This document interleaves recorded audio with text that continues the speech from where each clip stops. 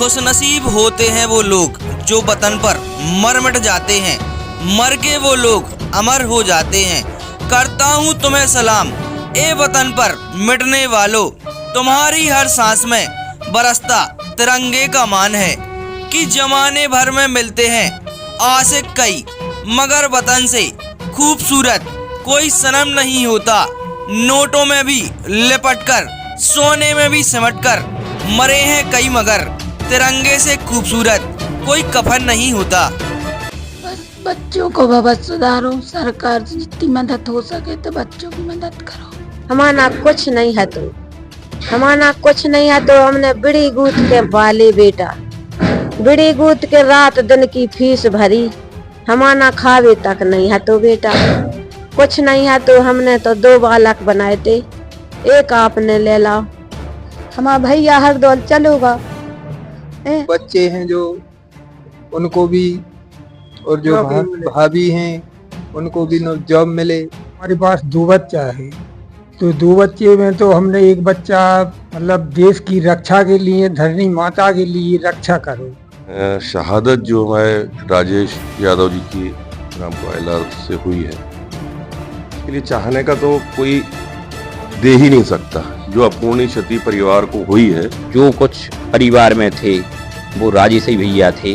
के बारे में ये बॉर्डर पर हमारी प्रतिक्रिया हैं। इस प्रकार से शायद आपने परसों की न्यूज़ फिर से नहीं होगी, फिर से हम लोगों की जंग चल रही थी। नमस्कार, आप देख रहे हैं जनता सेवा एक्सप्रेस और आज हम बात कर रहे हैं 15 अगस्त सन 1994 की स्वतंत्रता दिवस पर जन्मे मां भारती के वीर सपूत राजेश यादव का जन्म मध्य प्रदेश के सागर जिले के बंडा तहसील के ग्राम कोयला में छोटे से कृषक वीर पिता श्री काशीराम यादव, वीर माता श्रीमती प्रेम रानी यादव के यहाँ आजाद हिंदुस्तान दिवस पर जन्म लेते ही पूरे परिवार में खुशियों का कोई ठिकाना नहीं था, क्योंकि इस परिवार में यह तीसरी संतान व प्रथम पुत्र राजेश के रूप में उन्हें प्राप्ति हुई थी। राजेश की प्राथमिक शिक्षा उनके माता पिता ने कॉन्वेंट स्कूल से प्रारंभ की थी। बचपन से ही पढ़ाई में रुचि एवं लगन को देखकर उनके माता पिता ने अपने हालातों की चिंता न कर राजेश की उच्च व अच्छी शिक्षा प्राप्ति के लिए कोई कसर नहीं छोड़ी थी। उनके पुत्र राजेश यादव को बचपन से ही देश सेवा भाव का जुनून होने के कारण वर्ष 2014 में उन्होंने आर्मी ज्वाइन कर अपना सपना पूरा किया था। वहीं परिजनों के बार बार कहने पर उन्होंने शादी कर दाम्पत्य जीवन में बंधे थे। वहीं वह वर्तमान में 508 बटालियन बैच SSCVN में पदस्थ थे, जो अभी जम्मू कश्मीर की लेह लद्दाख में 26 दिसंबर 2023 को आतंकवादियों के साथ मुठभेड़ में उनके दाहिने कंधे पर लगी गोली से गंभीर घायल में इलाज के दौरान वीर गति को प्राप्त होकर शहीद हुए थे। यह सूचना जब परिजनों को दी गई तो पूरे ग्राम कोयला में गमगीन माहौल के साथ मातम छा गया। 29 दिसंबर 2023 को जब उनका पार्थिव शरीर तिरंगे में लिपटकर जब उनके पैतृक गांव लाया जा रहा था, तब 5 किलोमीटर लंबी तिरंगा यात्रा पर हजारों आंखों ने नम होकर पुष्प वर्षा की। वहीं पूरे राजकीय सम्मान के साथ आर्मी द्वारा मातमी धुन पर जवानों द्वारा बंदूकों की सलामी के साथ उनके 4 वर्षीय मासूम पुत्र अंश ने मुखाग्नि दी। वहीं पुत्र अंश को तिरंगा व प्रमाण पत्र सौंपा गया। वहीं अनेक दिग्गजों, जनप्रतिनिधियों, आला अधिकारियों ने अंतिम यात्रा में नम आंखों से विदाई दी। उनके परिजनों के दुख दर्द होने के साथ गर्व भी देखा गया। शहीद के बचपन जैसा देशभक्ति का जुनून उनके दोनों बच्चों में देखा गया। जब तक सूरज चांद रहेगा तब तक राकेश यादव तुम्हारा नाम रहेगा। फौजी की मौत पर परिवार को दुख कम गर्व ज्यादा होता है। ऐसे सपूतों को जन्म देकर माँ का कोख भी धन्य हो जाता है, जिसकी वजह से सारा जहां चैन से सोता है। आओ कसम खाएं उन वीरों की, उन शहीदों की, कि हम हर पल एक सच्चे भारतीय बनकर अपना फर्ज निभाएंगे। जरूरत पड़ी तो लहू का एक एक कतरा कतरा देकर इस धरती माँ का कर्ज चुकाएंगे। वहीं परिजनों व स्थानीय जनप्रतिनिधियों ने शासन प्रशासन से कुछ अपेक्षाएं व्यक्त की हैं। बस बच्चों को भविष्य सुधारो, सरकार से जितनी मदद हो सके तो बच्चों की मदद करो। और क्या चाहती हैं आप?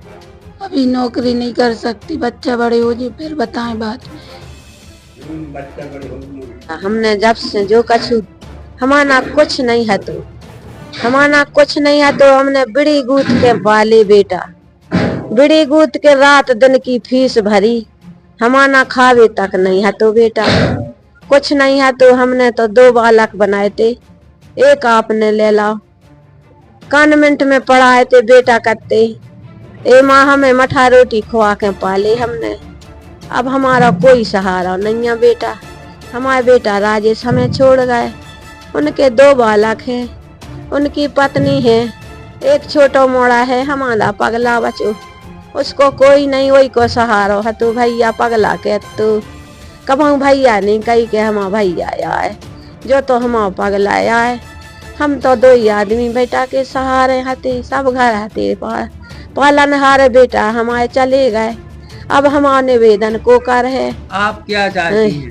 अब तो हम जा चाहते कि हमारे बेटा को बालक छोटो है सो खो नौकरी लगे, हमारी बहू ऐसी हो गई सो खो मिल जाए, कछु कछु सहायता मिले, वो खो कछु सहायता हमें मिले, हमारे बेटा पगला खो मिले कछु सहायता। हमारे घर में कुछ नहीं बचो, जो कुछ है तो सो हमने बेटा खो दे दो, तो हमारे घर में कछु नहीं है तो हम तो भीख मांग के पाले थे बेटा।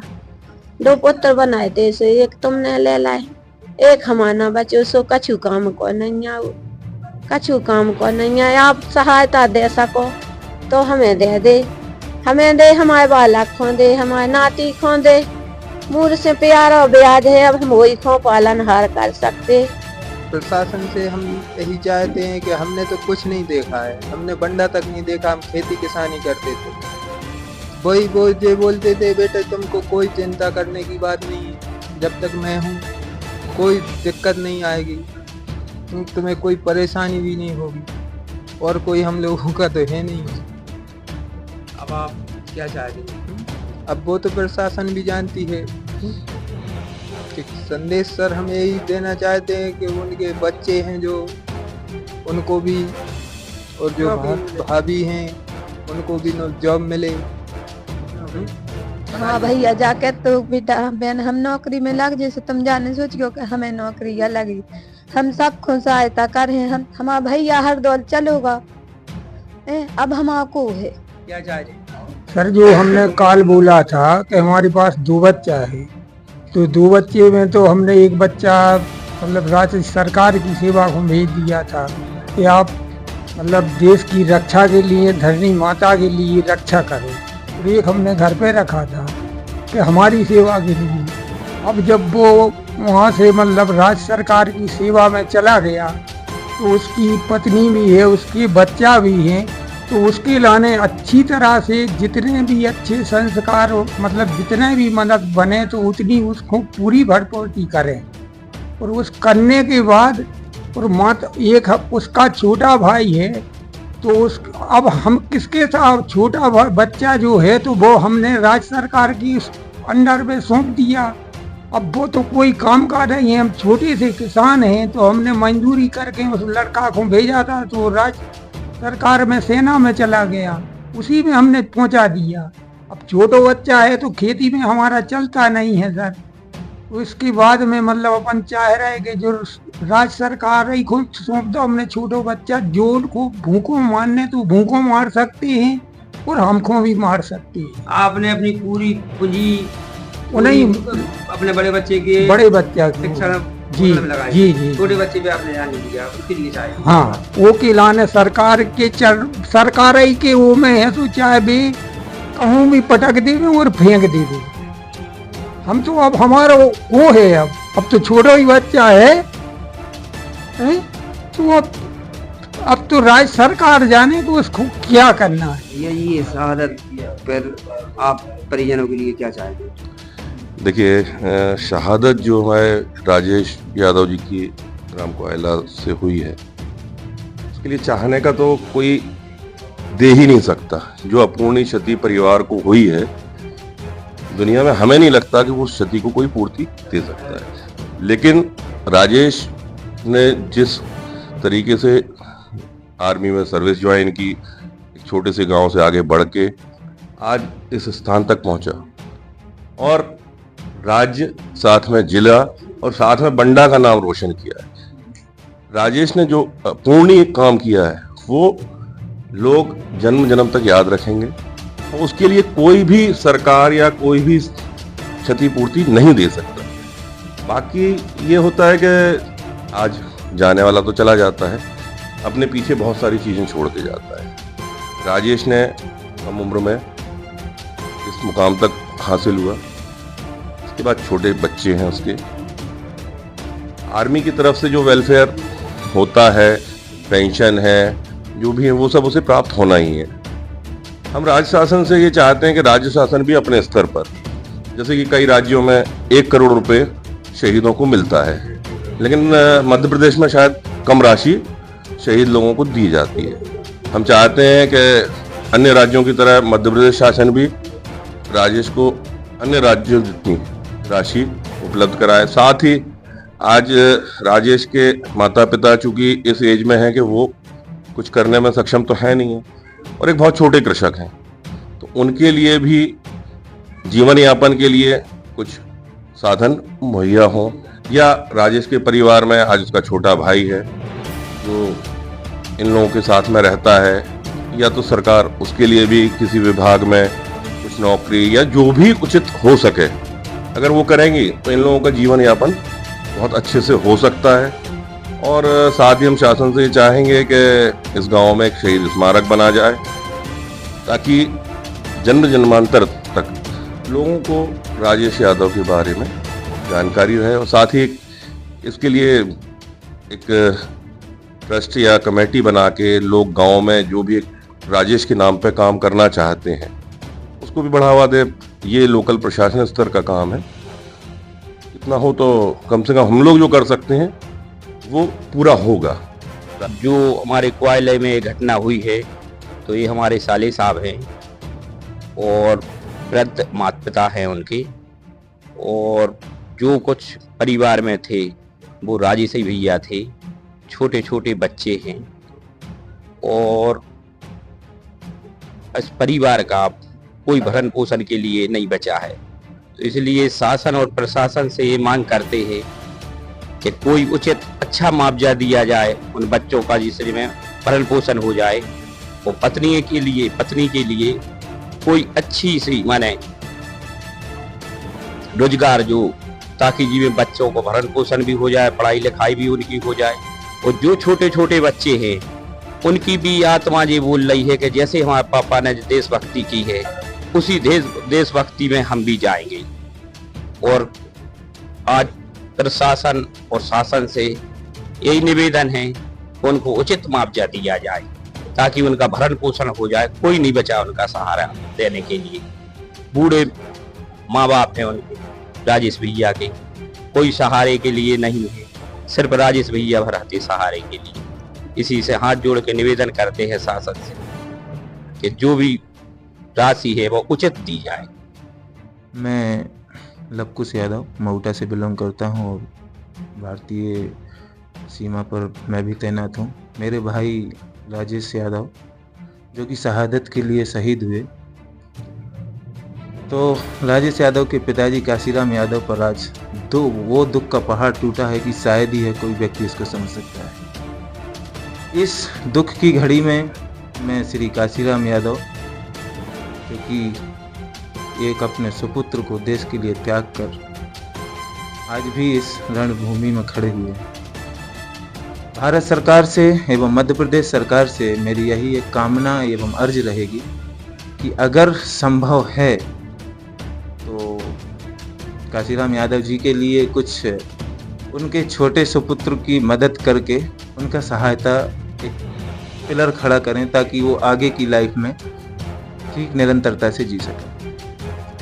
दूसरा पॉइंट ऑफ व्यू मैं ये रखना चाहूँगा कि हमारे जो जवान हैं जो शहादत पर तैनात रहते हैं, ऑन ड्यूटी पर इस प्रकार के इंसिडेंट होते रहते हैं, तो भारत सरकार से यही कामना करना चाहूँगा, मध्य प्रदेश सरकार से यही कामना चाहूँगा कि जो हमारी एक राज्य स्तर की राशि है उसको बढ़ावा दिया जाए। अन्य राज्यों की तरह शायद दिल्ली राज्य में यह 1 करोड़ की राशि दी जाती है, जिससे कि जो भी परिवार के सदस्य बचे हुए हैं वो अपना भरण पोषण पालन पोषण सुचारू रूप से चला सके।